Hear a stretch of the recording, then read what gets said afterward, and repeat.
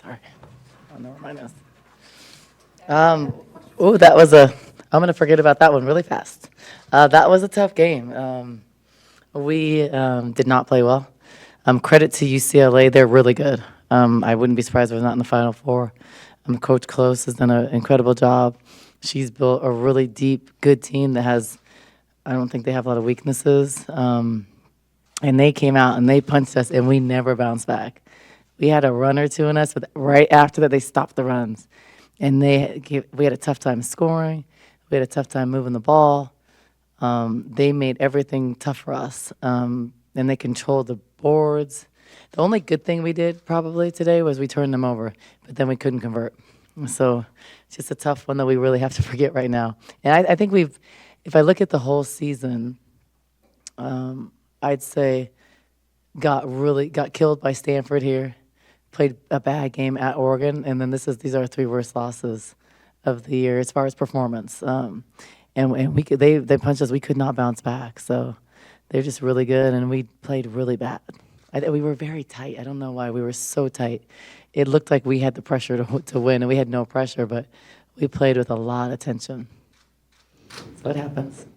Started from the jump. It almost never started like that. Yeah, you never. So do you have any idea what happened? I mean, was it just the emotions of the day or something like that? Or I think Thursday took a lot out of us. That's not an excuse, but I think just mentally, like physically, obviously, of course, it was tough. But just working so hard and losing on the rebounds, I think just mentally that was tough. And the last couple of days, Esmery has been really down. And then she played like how she's looked the last couple of days. She played bad, and she put a lot of pressure. And I think that she just was super anxious and tight, and played tight. So it was really reactionary and like a malaise the whole game. I think it was rough. And then, like, credit to them, every shot was altered around the rim. I mean, I felt like they had 10 blocks. I'm surprised it was only 6. It really felt like it was a lot. And even when they didn't get block shots, it made us rush because her presence. Lauren Betts makes them really good and changes everything around the basket. But then when she was out, we still couldn't find ways to score. So what we needed to do was, and when we did it, we scored, get ball reversals, like 3 reversals, and then score off of it because they sag in the paint, and then do those things. That's what we did against Stanford at Stanford. We weren't able to do that. And we scored, but I don't know why we couldn't do that consistently. We took a lot of contested shots where the ball stayed in the middle, and then they're just sitting in the paint.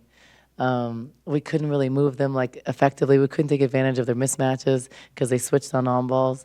And I don't know why we were so hesitant on those things.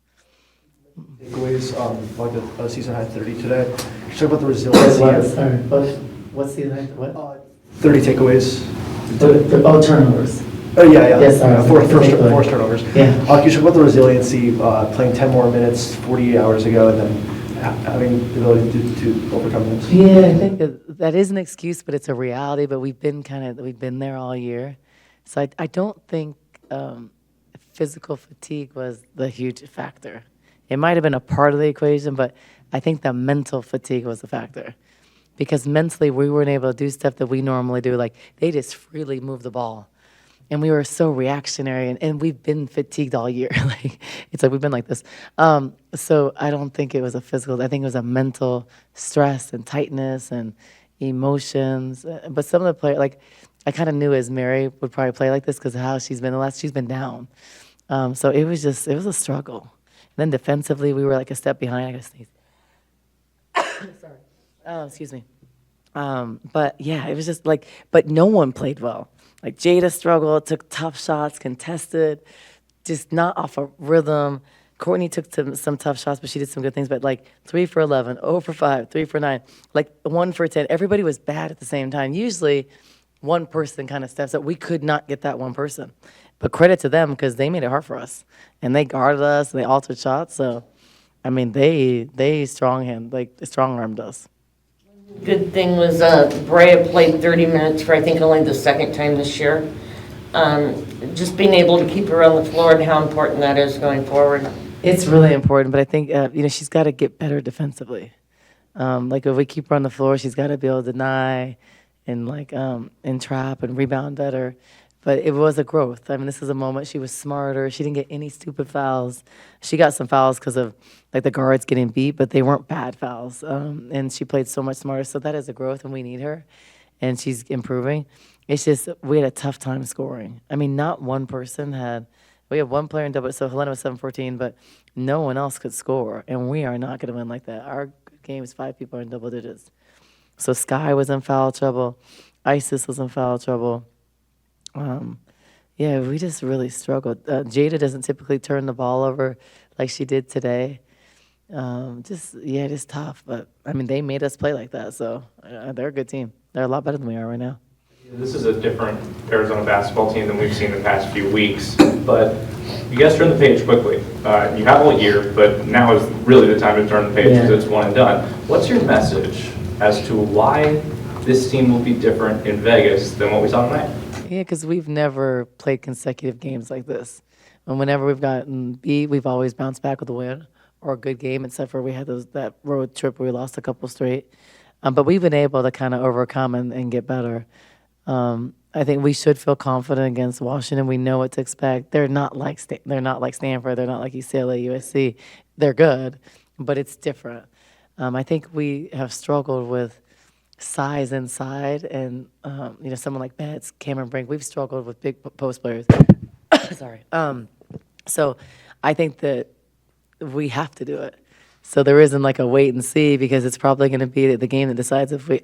I'm assuming, and I don't know. I think that's going to be the game that's a deciding factor of going to the tournament. And so we either step up or probably our season could be over. So I think that's what it is. And so I think we're going to see where we're at. We're going to see how we perform in a tournament-type game. And it is a Pac-12 tournament, but like an NCAA tournament-type game because that's how it's going to be like. And we have to step up and do it. The great thing is we've played great teams all year. So I think we're prepared. But if we perform like this, we will lose. We'll lose by 20. And Washington's playing really well. And they run hard. They run an offense that's hard to guard. And Savia is playing really well. Schwartz is playing well. So we have to guard them. But I think we have more success without like a big inside. We've struggled when teams have had good bigs, if you think about like throughout the year. But so I think we'll step up. I know one thing for sure. We're not going to go 28% from the floor and 8% from the three. I don't think that'll happen. So. And as much as we shot around the rim, to only shoot 6 for 8 free throws, we were fading. That's what Lauren Betts does. She's like gives space, doesn't foul a lot, and blocks shots, and alters a lot of shots. So we won't be playing a player like that, thank goodness.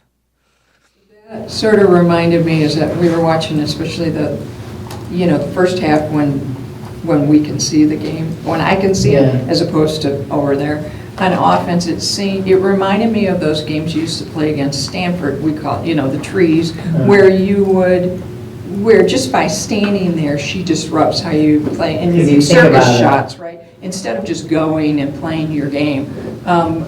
That's kind of odd. You guys haven't done that this year. Yeah, and I don't know why that happens. I really don't. I think the other thing is too for us and the way we play is. It's hard when Esmery isn't playing well because of a couple reasons. The first thing is Esmery spreads the floor. She can shoot the three, and you have to guard her on the perimeter. So when we go big and we play 2-5s, they don't guard Brea outside, and then she did a good job hitting a couple jumpers. But think about it. Her 3 field goal attempts, 2 jumpers, which was good, and that 1 spin move. But it was hard to score. So when Esmery's playing well, it's like there's space for the guards to maneuver up pick and roll situations because like they have to guard her. When we go big, they don't guard. They're not guarding Isis outside, so it congests the paint so the guards can't drive. And so we need Esmery. And then rebounding, like Isis was the only one really crashing. And then it's hard when we have only one player like on the boards. It's hard. You can't win a game like with the differential rebound 17-43. Like we're lucky we didn't lose by 40. So we need Esmery to play well. And the other thing is Esmery denies the ball well. So one of the keys today where a lot of their action goes to the post players. So denying their post and making their post catch up further is really important. But Esmery is the post that can do that. Brea and Isis struggle a little bit with like the reversals because they're not used to denying. Like Esmery is more mobile. so she can. So that affects like the handoffs and stuff at the elbow, which are hard to guard. So we need her to play better, and she will. Like they'll all play better. I think Jada it was just a rough night, and everybody was off, and it's hard when everybody's out because you're trying to run offense, and it was like, oh, I was sitting there like, damn, we can't make a shot, but. You're going to have games like that. Just unfortunately, it's right now, but it's also hard. We're playing like number 7 and 9 or 8 and 10, whatever the poll you're looking at, top 10 teams the last weekend. It's a rough weekend to end and before you go in the tournament. So ideally, that's not the schedule I would put together. But, but it is what it is. Like they're a better team right now. They should go deep in the tournament. So we really have to forget this game. If we dwell on it, we're going to lose Wednesday. So we got to forget about it. We got to watch some film. But I'm really not going to talk a lot about this game. I'm going to show some corrective things, and then we're going to go get better and move on. The good thing is we didn't play 50 minutes anybody. So we're not going to be that fatigued. But, just turn around, day off tomorrow, Monday practice, and then just, like, regroup and, like, get us feeling good again like we were. So not the ending you wanted, but the last game of the Pac-12 era at McHale, your memories from this time, this era. Well, if you ask me right now, I'm like, thank God there's no Pac-12 anymore. That's my feeling right now. Like, thank God it gets easier. Jesus. But that's my feeling right this second. But I'm a Pac-12 person. Pac-10 when I played. I am from California. Played at Arizona. Love the Pac-12. To me, the West Coast without a major Power 5 conference is unfortunate because everything is always Midwest, East Coast, and I think that hurts the West Coast. But I think that there's a new opportunity. I won't be crying about Stanford not being in my league, USC. I won't be crying about not facing Juju, who's like the best freshman in the country. I won't be sad about facing the trees of Stanford or UCLA, because I won't be crying about that. No, but seriously, I think it is fun playing the best teams. The unfortunate part for us at Arizona is right now we're young and we're down. So normally we're not. Normally I'm like, yeah, we're playing great. Normally I'm pushing for 20 games, like in the Pac-12. So it's just that to be the worst we've been, like as far as depth and like younger, in the hardest year it's hard. But honestly, if you would have asked me a month ago, would we have won 8 Pac-12 games? I would have said, I would have been counting. I would have said that's rough. But we've done that. So I think for us, with what we've gone through this year, losing half of our scoring and starting 3 freshmen, the only team in the Pac-12 and one of the few in the country, and then to have the chance to make it to the tournament and hopefully win a game, make it, it is really incredible with this team. I think that would be a huge thing. But I'm proud of this team. I know that we'll bounce back. I know we're going to play good on Wednesday because we've always bounced back tough. And, I'm going to miss the Pac-12, obviously. But the positive thing for me is going to the Big 12, I think it's exciting. It's completely different. I honestly have not put thought into the Big 12, like knowing the teams, because I just am trying to survive in the Pac-12. But I think it's exciting for the city. They're going to come out even stronger. We're already top on attendance because they want to see the different teams and they're not familiar with them. So I think there is a lot of excitement about transitioning over. I think it's going to be a totally different footprint for recruiting. I think it's going to be a totally different style. I think it's going to be officiated different, which I'm not sad about. But I think there's so many positive. They did a good job today. I love Lisa Jones. But I think it's just going to be a good change. And I think the conference gets way better for us. I mean, it was very hard this year. And that's disappointing, too. I felt like the Pac-12 never got respect. Like, it's never respected. I don't know how they're not talking about 8 teams in the tournament with the way our team is. They still are talking about 6 or 7, and it's like, to me, that's not even, I don't know how it's possible. Because our 7th place teams, 8th place teams would beat most conference 6th place teams. And that's a reality. So I don't know why I'm the only one that thinks that. Maybe because they're sleeping times like now when we're playing, and they don't watch enough. I think that's the reality, and I think that's sad for our game. But for Wednesday, that potential win coming up on Wednesday. And I'm not like a committee person. I don't look into that stuff. But it's a big deal, obviously, for you guys. The last time you played multiple games in multiple days was the Bahamas, which you had a completely different roster. Yeah. Do you look at Wednesday as if Thursday doesn't exist at this point, and you basically go to win that game, and whoever's left standing to play Thursday, if you do, you go that way? Absolutely. Or do you have to balance it somehow? No, you have to look because it's a one and done.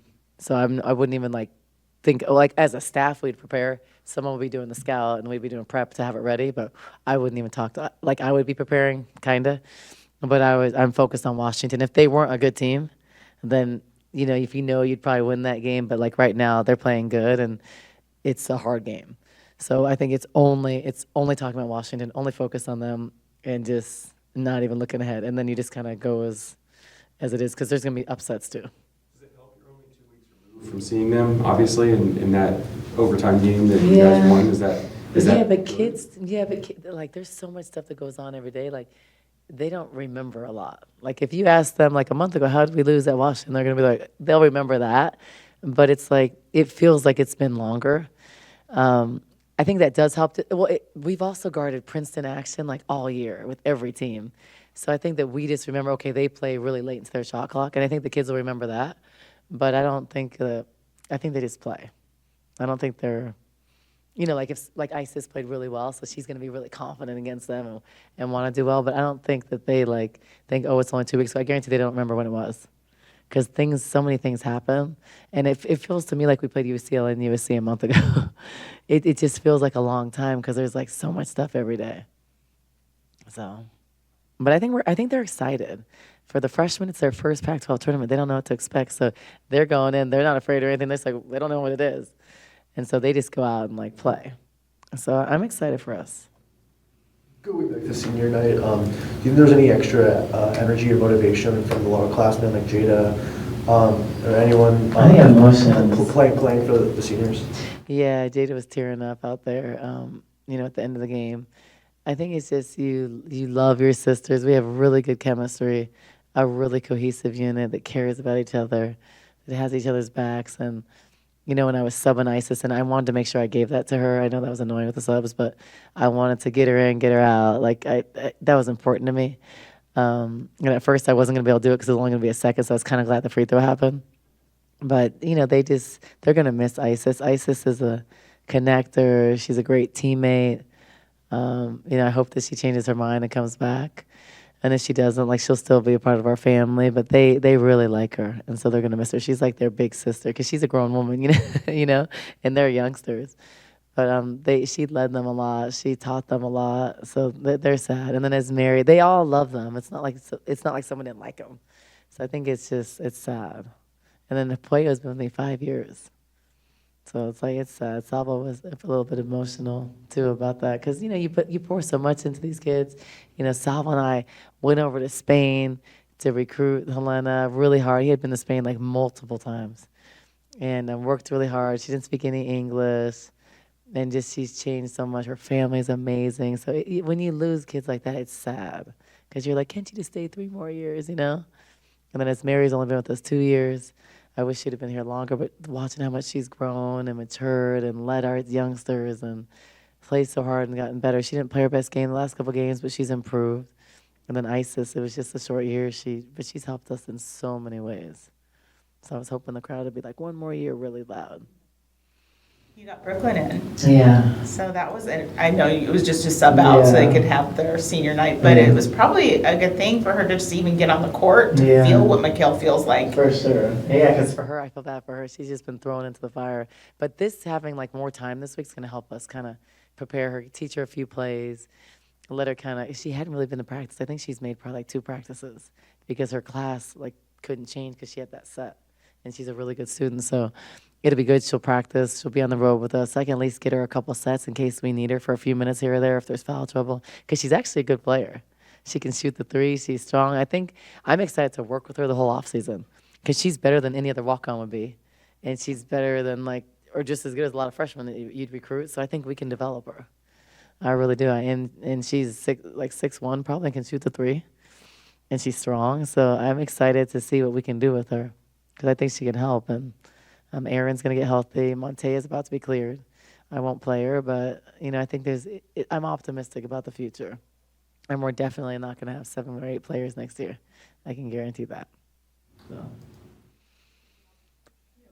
So today's Saturday, I guess. Yeah. And you guys leave Monday and you play Wednesday. So do they get it? Is tomorrow their day off? Yeah. And then how do you work practice for the rest of until the game, I mean? Yeah, so well, tomorrow I'll be off, like mental, physical break. It'll be like, and they'll have massages and all that stuff. And then Monday, we'll practice here, then leave. And then we'll have like hour practices there, which the Pac-12 hasn't organized that. You know, the challenging thing too for the Pac-12 is it's like everybody's kind of transitioning. So I'm curious to see how the tournament's going to be because like there's going to be a lot of understaffing. And so that's kind of the part I'm a little bit, because there's a lot of answers we don't have. I think it's kind of rough right now. So I'm curious to see how all that's going to play out because there's a lot of people that are losing their jobs or like have left. So I'm hoping it's good for the experience of the players. That's really important. We'll practice like an hour on Tuesday, and then it's go time Wednesday. But we've been having short practices. We've been like limited in that, having to watch more film, which has been challenging because then we're not able to work on some stuff that we would have normally improved on more in a different situation because we've been able to, like, remember we were really bad at boxing out, let's say. Then for a while we got way better because we were working on it every single day. Oh, right now we can't because after games they're just sprint or we have limited numbers. So I'm excited later on when we can actually do that with a full roster and like work on things. Right now we're doing tons of skill and stuff. But yeah, I think we have a couple more days to work. So Monday, Tuesday, and then we're back at it. But I think it's fun time. This is the time where you got to like show up and be ready and just win. And so I'm going to see how we react. But I think we'll react well. So for all three of you, when, at the end, when you checked out, and you got that, everybody was up on their feet cheering for you, what did that mean to you? I mean, for me, it means everything. 5 years here, it's been my house for 5 years, my family. I love Adia, I love Salvo. They came all the way to Spain just to try to get me here. But, I mean, it's just a really special place. I love it. I know it was sad, but because it wasn't our best basketball, but it was just like my emotions. I was sad also because, you know, being here for 5 years and the player and the person that I'm today. So I'm just like really happy, but at the same time, not happy because of the game. But still, I love this program. I love the fans, and this has been a pleasure for me. It was a special moment for me. I couldn't have picked a better place to finish my career. So I really love the fans here, my coaches, and my teammates. What was the question again? What did it mean to you when the fans stood up and cheered for you and at the end when you checked out of the game? I'm really sad right now. I'm not in the right mood, like even to spread myself. Like Arizona really took me and made me feel like I was at home. Even I'm not from here, they really made me feel like I was welcome here. And the player, the family, Helena is my sister. Helena, I love Helena. And it's hard. It's hard. I'm sorry. Anything else? No? How are you guys feeling? Heading to Vegas now. Yes, you lost today, but it's not over yet, right? So heading to Vegas. You play Washington on Wednesday. I know it's hard to get your mind around this right now, but what are your thoughts at this moment, knowing you're heading to Vegas? I think we're just going to be ready. I mean, I think it's our, I don't know, we just got to give our 100% everything we have because, I don't know, the Pac-12 tournament is also really hard. We're going to play against hard teams. So I believe that it's going to be the best version of our team. But we just got to fight and just keep moving on. And all of you had family here today. What was that like for you? That they all came to watch you and celebrate you. It was special to me. I haven't had all my siblings all together for a while, so it was special. I just wish I could have played better in front of them. For me, it was special too. My mom, I mean, my family came every year, so I'm just really happy for that. But my mom and my little brother, they came tonight, and I'm just really happy for them to be here. I'm just going to go celebrate with them, even if we lost the game, but it's our time today, and we just got to do it, so I'm just happy. Same thing.